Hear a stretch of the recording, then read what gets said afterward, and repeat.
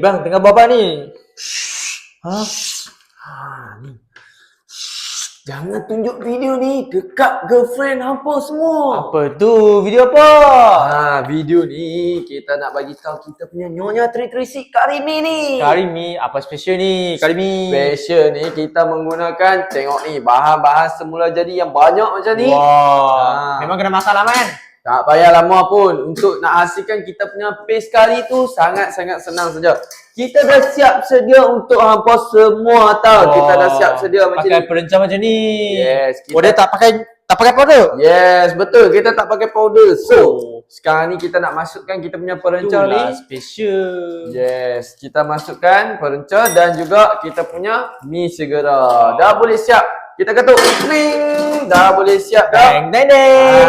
Wow. So, ni dia kita punya mi segera, mi kari. Okay, so kita tengok. Sekarang kita nak makan dulu.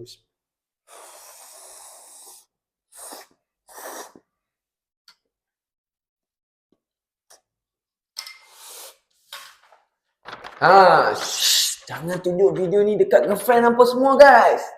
Jangan. Kenapa jangan pula? Kenapa? Sebab nanti girlfriend hampa tengok video ni, nanti dia rasa confirm ketagih weh. Yang mi tu nak beli mana? Tak Mi bagi tu, tahu. kalau nak beli juga, boleh beli dekat beg kuning tau. Okay, boleh beli dekat beg kuning. Untuk sekarang ni kita buka harga terbaik untuk 100 orang terawal saja. Wah, harga terapi lagi. Wah, nak lah weh. Tapi nasihat saya, jangan beli guys. Jangan beli. Nak beli. Jangan beli sebab nanti ketagih.